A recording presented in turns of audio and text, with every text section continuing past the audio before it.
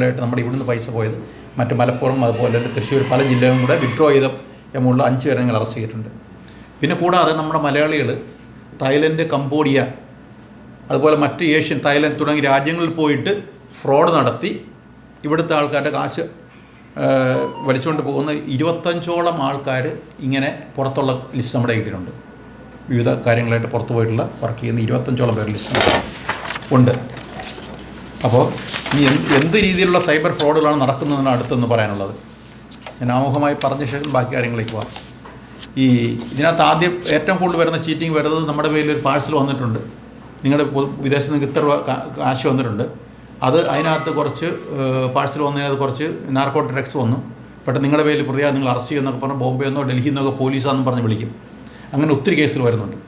അപ്പോൾ നമ്മൾ പേടിച്ചിട്ട് ഉടനെ കുറച്ച് കാശ് അയച്ചു കൊടുക്കാൻ പറയും, അത് കറക്റ്റ് ചെയ്യാൻ വേണ്ടി, അല്ലെങ്കിൽ ക്ലിയറൻസിനോട് കൊടുക്കാൻ പറയും. അങ്ങനെ 1, 2, 3, 4 കാര്യങ്ങൾ വീണ്ടും പറഞ്ഞ് നമ്മളിത് കാശ് വാങ്ങിച്ചു. അങ്ങനെ ഒരു സംഭവം, ഒരു രീതിയിലുള്ള ഒഫൻസ്. പിന്നെ online share trading, vitamin investment, share market, crypto currency എന്നീ മേഖലകളിൽ വൻ സാമ്പത്തിക നിക്ഷേപം നടത്തി വൻ സാമ്പത്തിക നേട്ടം ഉണ്ടാക്കാമെന്ന് ഓഫർ വന്നിട്ട് പലരും വിളിച്ചിട്ട് അങ്ങനെ കാശ് പോകുന്ന ഒത്തിരി ഉണ്ട്. പിന്നെ ഈ ബാങ്കിൽ നിന്നും അല്ലെങ്കിൽ സൈബർ ടെക്നീഷ്യൻ എന്ന് പറഞ്ഞാൽ നമ്മൾ ഫോണിലേക്ക് വിളിക്കും. നിങ്ങളുടെ ബാങ്കിൽ നിങ്ങളുടെ ATMൽ കുറേ വിഷയങ്ങളുണ്ട്, അത് ഹൈജാക്ക് ചെയ്യാൻ സാധ്യതയുള്ളതുകൊണ്ട് മാറ്റിയിടാം, നിങ്ങളുടെ ATM നമ്പർ തരാൻ പറഞ്ഞ് അങ്ങനെ വരുന്ന ഫ്രോഡുകൾ വളരെ വ്യാപകമായിട്ട് കാണുന്നുണ്ട്. അതുപോലെ തന്നെ നിങ്ങൾ ഷെയർ മാർക്കറ്റിൽ നല്ല രീതിയിൽ ബിസിനസ് നടത്തി കാശുണ്ടാക്കി തരാം എന്ന് പറഞ്ഞ് ഫ്രോഡ് നടത്തുന്ന വളരെയധികം കേസുകൾ റിപ്പോർട്ട് ചെയ്യുന്നുണ്ട്. ഇതൊക്കെ ഞാൻ കോമൺ ടൈപ്പ് ഓഫ് ഒഫൻസുകളാണ്, നമുക്ക് പോലീസിലേക്ക് വരുന്ന കോമൺ ടൈപ്പ് ഓഫ് ഒഫൻസുകളാണ് വരുന്നത് എല്ലാം. പിന്നെ ഫ്രോഡുലൻ്റ് ലോൺ കേസ്, ലോൺ തരാമെന്ന് പറഞ്ഞ് അങ്ങനെ ഒത്തിരി തരം കളപ്പീര് നടക്കുന്നുണ്ട്. പിന്നെ ഈ റൊമാൻസ് സ്കാം, അത് നമുക്കറിയാം, വിദേശത്തു നിന്നുള്ള കോളുകൾ നമുക്ക് അങ്ങനെ വരുന്ന, അങ്ങനെ തട്ടിപ്പ് നടത്തുന്നതും നമ്മുടെ പിക്ചറൊക്കെ അയച്ചു തന്നിട്ടുള്ള സംവിധാനങ്ങളുണ്ട്. പിന്നെ ലോട്ടറി അടിച്ചു എന്നും പറഞ്ഞ് വരുന്നത്, അത് വളരെയധികം വരുന്നുണ്ട്. ലോട്ടറി അടിച്ചു എന്ന് പറഞ്ഞ് വരുന്ന കുറേ കേസുകളുണ്ട്. അതും അതിന് വേണ്ടി കമ്മീഷന് വേണ്ടി എന്ന് പറഞ്ഞ് കുറേ കാശ് വാങ്ങിച്ചെടുക്കുന്ന ഉണ്ട്. പിന്നെ പോലീസ് ഓഫീസർ, എൻഫോഴ്സ്മെൻറ്റ് ഓഫീസർ ചമഞ്ഞ് വിളിക്കുന്നവരുണ്ട്. കാര്യം ആ ഓഫീസേഴ്സിൻ്റെ തന്നെ ഫോട്ടോ എടുത്ത് വെച്ചിട്ട് അത് കട്ട് ആൻഡ് പേസ്റ്റ് വെച്ചിട്ട് ID തുടങ്ങിയിട്ട് അതുവഴി വിളിക്കുന്ന ടീമുകളും ഉണ്ട്. പിന്നെ ട്രയൽ നിന്നാണെന്ന് പറഞ്ഞ് വിളിക്കുന്ന ആൾക്കാരുണ്ട്. പിന്നെ വർക്ക് ഫ്രം ഹോം ചീറ്റിംഗ്, വീട്ടിൽ നിങ്ങൾക്ക് ഒരു മാസം 30,000 രൂപ ഉണ്ടാക്കാം എന്ന് പറഞ്ഞ് ഒത്തിരി മെസ്സേജ് വന്ന് അതിൽ പെട്ട് പോകുന്ന ആൾക്കാരുണ്ട്. പിന്നെ ലേറ്റസ്റ്റ് ആയിട്ട് ഇപ്പോൾ KSEBയിൽ പൈസ അടയ്ക്കുന്നതെന്ന് പറഞ്ഞിട്ട് വരുന്നുണ്ട്. അങ്ങനെ ഫ്രോഡുകൾ വരുന്നുണ്ട് നമുക്ക്. ഇനി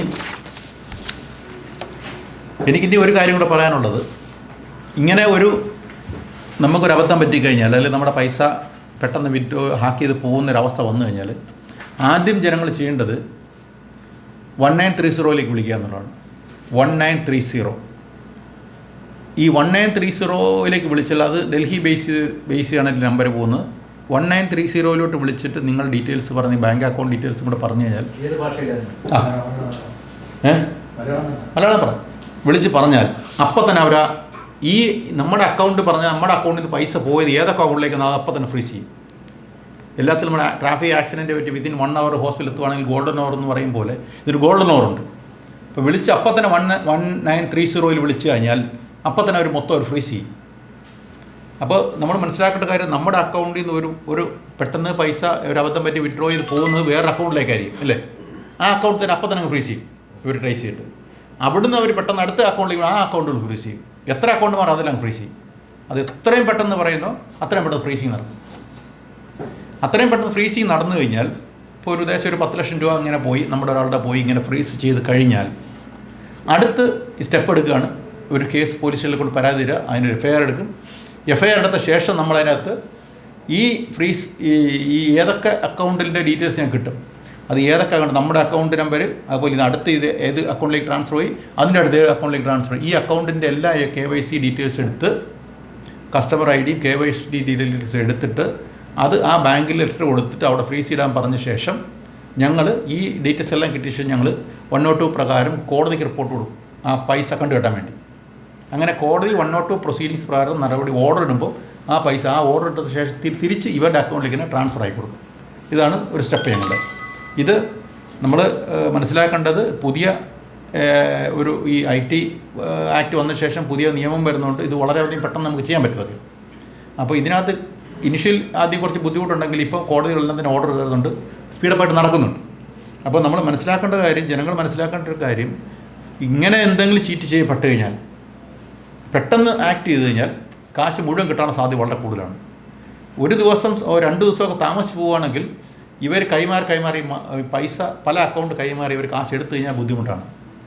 ഇപ്പോൾ നമുക്ക് പ്രതികൾ അറസ്റ്റ് ചെയ്യാൻ പറയാൻ സാധിക്കും. കാര്യം എല്ലാം ഇപ്പോൾ ആധാർ ബേസ്ഡ് ആണ്. എല്ലാ അക്കൗണ്ടുകളും ആധാർ ബേസ്ഡ് ആണ്. എല്ലാ അക്കൗണ്ടുകളും ആധാർ ബേസ്ഡ് ആണ്. അപ്പോൾ അതുകൊണ്ട് നമുക്കിതിൻ്റെ യഥാർത്ഥത്തിലുള്ള കൾപ്രിറ്റിലേക്ക് നമുക്ക് എത്താൻ സാധിക്കും. പക്ഷേ നമുക്ക് പലപ്പോഴും പറ്റുന്ന സംഭവം എന്ന് പറഞ്ഞാൽ, ഈ ഒഫൻസ് നടത്തുന്നവരാൾ ബുദ്ധിപരമായിട്ട് ഏതെങ്കിലും ഒരു പാവപ്പെട്ടവൻ്റെ ആധാർ കാർഡ് വഴി അക്കൗണ്ട് എടുത്തിട്ടാണ് നമ്മളിപ്പോൾ ചെയ്യുന്നത്. എങ്കിൽ പോലും ഞങ്ങൾക്ക് ഒരു പരിധി വരെ ഈ പ്രതികളിലേക്ക് എത്താൻ ഞങ്ങൾക്ക് സാധിക്കുന്നുണ്ട്. അതുകൊണ്ട് നമ്മൾ ഇങ്ങനെ ഒരു അബദ്ധത്തിൽ പെട്ട് കഴിഞ്ഞാൽ പോകുന്ന പൈസ തിരിച്ച് കിട്ടും. ഒരു പരിധി വരെ എത്രയും പെട്ടെന്ന് നമ്മൾ ഇൻഫർമേഷൻ കൊടുക്കുകയാണെങ്കിൽ തിരിച്ച് കിട്ടും എന്ന് മാത്രമേ എനിക്ക് പറയാനുള്ളൂ. പിന്നെ എനിക്ക് ആൾക്കാരോട്, പൊതുജനങ്ങളോട് പറയാനുള്ള ഒരു കാര്യം, നമ്മളിതുപോലെ പൈസ എന്തെങ്കിലും ഷെയർ മാർക്കറ്റിലോ അതുപോലെ എവിടെയെങ്കിലും ഇൻവെസ്റ്റ് ചെയ്യുകയാണെങ്കിൽ അത് ശരിക്കും പറഞ്ഞാൽ അത് സെബിയുടെയൊക്കെ നിയന്ത്രണത്തിലിരിക്കുന്ന സ്റ്റോക്ക് എക്സ്ചേഞ്ച് മാത്രമേ ഷെയർ വാങ്ങിക്കാവുള്ളൂ, ഇടാൻ പാടുള്ളൂ. നമ്മൾ ഒരു കാരണവശാലും നമ്മൾ ഒരു ഷെയറിൽ പൈസ ഇടുകയാണെങ്കിൽ ആ കാശ് നമ്മളുടെ അക്കൗണ്ട് നേരിട്ട് കൊടുക്കാവുന്ന സംവിധാനത്തിൽ ഇടാവുള്ളൂ. അല്ലാതെ മറ്റൊരാളുടെ അക്കൗണ്ടിലേക്ക് ഷെയർ കൊടുത്തിട്ട് അവരെ കൊണ്ട് ഈ സംവിധാനം ചെയ്യുന്ന ഒരു സംവിധാനം പാടില്ല. പോയിന്റ് മനസ്സിലായി? അതായത് നമ്മളിപ്പോൾ ഷെയർ വാങ്ങിക്കാൻ തീരുമാനിച്ചിരിക്കുന്നു. അപ്പോൾ വേറെ ഇടനിലക്കാരൻ പറയണം, ഞാൻ ഇടനിൽ നിന്ന് ഷെയർ വാങ്ങിച്ചു തരാം, എക്സ്ചേഞ്ച് വാങ്ങിച്ചു തരാമെന്ന് പറഞ്ഞാൽ നമ്മളൊരു കാരണവശാലും അയാളുടെ അക്കൗണ്ടിലേക്ക് പൈസ അയച്ചു കൊടുത്തിട്ട് അയാളെ കൊണ്ട് കച്ചവടത്തിന് നിൽക്കരുത്, ഷെയർ ട്രേഡ് നിൽക്കരുത്. അത് അയാൾ മീഡിയേറ്ററാണ് നിൽക്കുകയാണെങ്കിൽ പോലും നമ്മുടെ അക്കൗണ്ടിൽ നിന്ന് പോയിന്ന് തിരിച്ച് നമ്മുടെ അക്കൗണ്ടിലേക്ക് പൈസ വരുന്ന ഒരു ലെവലിൽ മാത്രമേ അങ്ങനെ ചെയ്യാനുള്ള സംവിധാനമാണ് ഇന്ത്യയിലുള്ളതെന്ന്. അല്ലാതെ വേറൊരാളുടെ അക്കൗണ്ടിലേക്ക് പൈസ മാറിക്കൊടുത്തിട്ട് അയാളെ കൊണ്ട് കച്ചവടം നടത്തുക എന്ന് പറഞ്ഞത് ഇല്ലീഗലാണ്, അത് തെറ്റാണ്. അങ്ങനെ ആരെങ്കിലും പറഞ്ഞിട്ടുണ്ടെങ്കിൽ അത് ശരിയല്ല. അവിടെ ചീറ്റ് ചെയ്യപ്പെടാനുള്ള സാധ്യത വളരെ കൂടുതലാണ്. നമ്മുടെ ഓൺ അക്കൗണ്ടിൽ നിന്ന് മാത്രമേ അങ്ങോട്ട് കൈമാറി കൊടുക്കാവുള്ളൂ, നമ്മുടെ അക്കൗണ്ടിൽ തന്നെ വരാൻ പാടുള്ളൂ. അത് ഇൻറ്റിമേഷൻ സ്റ്റോക്ക് എക്സ്ചേഞ്ചിൻ്റെയോ അല്ലെ BNSൻ്റെയോ NSEയുടെയോ ഒക്കെ നമുക്ക് മെസ്സേജിൽ നമുക്ക് വരും. അതുപോലെ നാഷണൽ ഷെയർ ഡിപ്പോസിറ്റേഴ്സ് അതിൻ്റെ മെസ്സേജിൽ നമുക്ക് വരാനുണ്ട്. അപ്പോൾ നമ്മുടെ നിക്ഷേപൻ്റെ ബാങ്കിൽ നമുക്ക് മെസ്സേജ് വരാനുണ്ട്. ഇതൊക്കെ നമുക്ക് ക്രോസ് ചെക്ക് ചെയ്യാൻ പറ്റും. നമ്മുടെ ഇത്ര പോയി അറ്റ്ലീസ്റ്റ് ഏറ്റവും ബേസായിട്ട് നമ്മുടെ ബാങ്കിൽ ഇത്ര വിഡ്രോ ചെയ്യുമ്പോൾ പൈസ വരും അല്ലേ, അത്ര പൈസ ഇങ്ങോട്ട് വരുമ്പോൾ നമുക്ക് മെസ്സേജ് വരും. ഇതൊക്കെ വെച്ച് നമുക്ക് അറിയാൻ പറ്റും.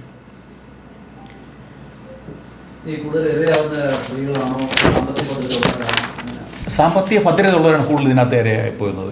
ഏറ്റവും കൂടുതൽ സാമ്പത്തിക ഭദ്രത ഉള്ളവരാണ് ഇരയായി പോകുന്നത്.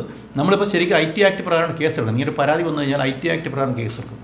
IT ആക്ട് പ്രകാരം കേസ് എടുത്തു കഴിഞ്ഞാൽ ആ കേസ് നമ്മൾ സൈബർ ഡിവിഷൻ, സൈബർ CIയുടെ നേതൃത്വമുള്ള സൈബർ പോലീസ് സ്റ്റേഷൻ അന്വേഷിക്കും. പിന്നെ ചെറിയ കേസുകളിൽ തന്നെ പോലീസ് സ്റ്റേഷനിലാണ് അന്വേഷണം നടത്തുന്നത്. IT ആക്ട് കൂടാതെ നമ്മൾ ഈ ഇന്ത്യൻ പീനൽ കോഡിലെ സെക്ഷൻ ഇന്ത്യൻ പീനൽ കോഡ് 420 അത് മാറിപ്പോയി. ഇപ്പം 318(4) BNS പ്രകാരം 420 വരും 318(4) BNS പ്രകാരം സെക്ഷൻ കൂടി ഇട്ടിട്ടാണ് നമ്മൾ കേസ് എടുക്കുന്നത്. ശിക്ഷ ഇല്ലില്ല, ശിക്ഷ അതൊക്കെ തന്നെയാണ്, അതൊക്കെ തന്നെയാണ്. പിന്നെ നമ്മൾ വേറൊരു കാര്യം ചെയ്തേക്കുന്നത്, നമ്മൾ പൊതുജനങ്ങൾക്ക് ഇതിനെ സംബന്ധിച്ച് സൈബർ ഫ്രോഡ് സംബന്ധിച്ച് അവയർനെസ് കൊടുക്കുന്നതിന് വേണ്ടി ഞങ്ങൾ ഒരു സൈബർ വോളണ്ടിയേഴ്സിനെ ഉദ്ദേശം 240ഓളം സൈബർ വോളണ്ടിയേഴ്സിന് നമ്മുടെ ജില്ലയിൽ നമ്മൾ നോമിനേറ്റ് ചെയ്തിട്ടുണ്ട്. ആ സൈബർ വോളണ്ടിയേഴ്സ് ഞങ്ങൾ ട്രെയിനിങ് കൊടുത്തിട്ടുണ്ട്. എന്തൊക്കെയാണ് അതായത് ഉദ്ദേശം എന്ന് പറഞ്ഞാൽ ജനമൈത്രി പോലുള്ള മീറ്റിങ്ങുകളിൽ ഈ സൈബർ വോളണ്ടിയേഴ്സിനോട് ജനങ്ങൾക്ക് അവയർനെസ് കൊടുക്കുക എന്നാണ് ഉദ്ദേശിക്കുന്നത്. അപ്പോൾ നമ്മൾ അങ്ങനെയുള്ള വേദികളിൽ അവയർനെസ് കൊടുക്കുന്നുണ്ട്. സൈബർ വോളണ്ടിയേഴ്സിൻ്റെ പിള്ളേരെ ഇതിനെക്കുറിച്ച് അറിയാവുന്ന പിള്ളേർക്ക് വിളിച്ചു വരുത്തി അവർക്ക് ഇതിനെക്കുറിച്ച് എന്തൊക്കെ തരം ഓപ്പൻസ് ആണെന്നെല്ലാം പറഞ്ഞ് മനസ്സിലാക്കി അത് അവരെ കൊണ്ട് ജനങ്ങളിൽ അവയർനെസ് കൊടുക്കുക എന്നൊരു ടാർഗറ്റ് ഞങ്ങൾ ചെയ്തിട്ടുണ്ട്. അതങ്ങനെ കാര്യം ചെയ്തിട്ടുണ്ട്. പിന്നെ സ്കൂളുകളിൽ കൂടെയൊക്കെ നിലവിൽ ഫീൽഡിലുണ്ട്, നിലവിൽ ഫീൽഡിലുണ്ട്. റൂറൽ ജില്ലയിൽ മാത്രമാണ് 340 പേര്, 340. അത് റൂറൽ ജില്ല. അതുപോലെ എല്ലാ ജില്ലകളും, കേരളത്തിൽ എല്ലാ ജില്ലകളിലും ഈ സംവിധാനമുണ്ട്.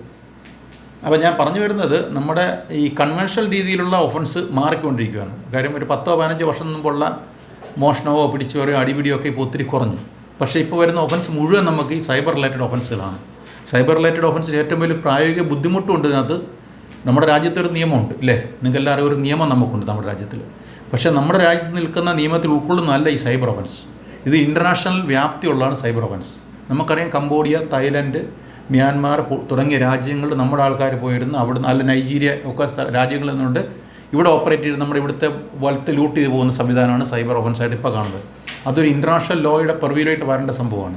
പക്ഷെ എങ്കിൽ പോലും നമ്മുടെ നിയമത്തിൽ, നമ്മുടെ ഇപ്പോഴത്തെ പുതിയ നിയമങ്ങൾ ബി എൻ എസ് ഒക്കെ ഔട്ട്സൈഡ് ഒഫൻസ് വരെ നമുക്കിവിടെ അവരുടെ സാന്നിധ്യത്തിൽ പോലും ഇല്ലെങ്കിൽ പോലും ട്രയൽ നടത്താനുള്ള സംവിധാനം പുതിയ നിയമത്തിൽ BNSSനകത്ത് പറയുന്നുണ്ട്. അപ്പോൾ അതുകൊണ്ട് നമുക്ക് പുറത്തുള്ളവർ പ്രതികളാണെങ്കിൽ പോലും നമ്മുടെ രാജ്യത്തിലെ നിയമം അനുസരിച്ച് നമുക്ക് ഇവിടെ പണിഷ്മെൻറ്റ് വരുത്താൻ സാധിക്കും. അങ്ങനെ നല്ലൊരു വശം അതിനകത്തുണ്ട്. അറസ്റ്റ് ചെയ്തിട്ടുണ്ട്. നമ്മുടെ ഇപ്പം ഈ ജില്ലയിൽ തന്നെ ആയതുകൊണ്ട് 5ഓളം പേര് ഔട്ട്സൈഡ് ജില്ലയിൽ നിന്ന് പൈസ എടുത്തവരെ നമ്മൾ എടുത്തിട്ടുണ്ട്. ഫോറിനേഴ്സ് നമുക്ക് ഇതുവരെ കിട്ടിയിട്ടില്ല. ഇല്ല കിട്ടിയിട്ടില്ല. കൂടുതലും ഡൽഹി ഭാഗത്തു നിന്നൊക്കെ അറസ്റ്റ് നടത്തിയിട്ടുണ്ട്. നമ്മളിവിടെ കേരളത്തിൽ ഇതിനുവേണ്ടി സിസ്റ്റമാറ്റിക്കായിട്ട് തന്നെ പോകുന്നുണ്ട്. ADGP ക്രൈംസിൻ്റെ നേതൃത്വത്തിൽ ഇതിന് എല്ലാ മാസവും മന്ത്ലി റിവ്യൂ നടത്തുന്നുണ്ട്. ഓരോ ജില്ലകളിലുള്ള പിന്നെ ഇവാലുവേഷൻ നടത്തുന്നുണ്ട്. കേസിൻ്റെ ഇൻവെസ്റ്റിഗേഷനും അതിൻ്റെ പ്രോസിക്യൂഷൻ ഭാഗവും അതിൻ്റെ അറസ്റ്റ് ഭാഗവും എല്ലാം മന്ത്ലി റിവ്യൂ നടത്തുന്നുണ്ട്.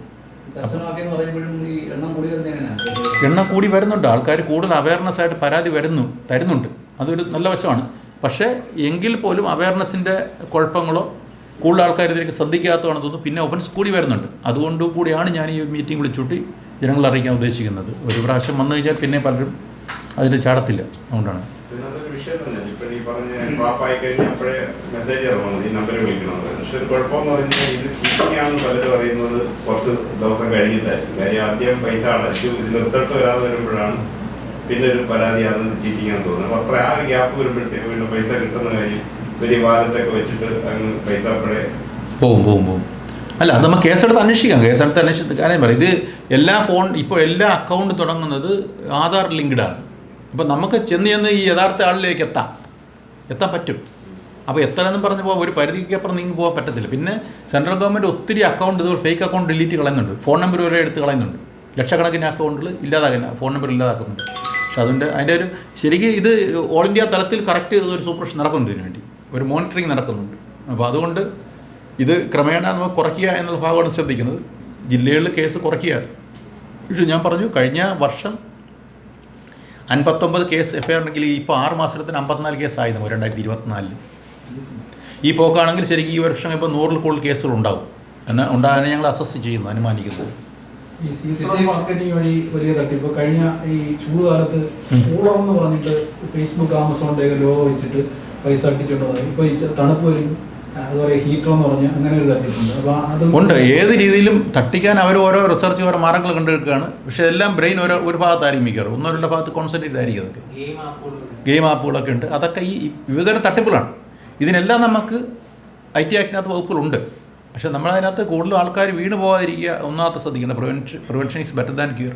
വീണ് പോകാതിരിക്കാൻ ശ്രദ്ധിക്കുക. വീണ് പോയി കഴിഞ്ഞാൽ എന്ത് ചെയ്യണം എന്നുള്ളതാണ് ഞാൻ പറയുന്നത്. നമുക്ക് അവൈലബിൾ മെത്തേഡ്സ് നമ്മൾ 1930 വിളിക്കുക. അപ്പോൾ തന്നെ വിളിച്ചിട്ട് ബ്ലോക്ക് ചെയ്യുക.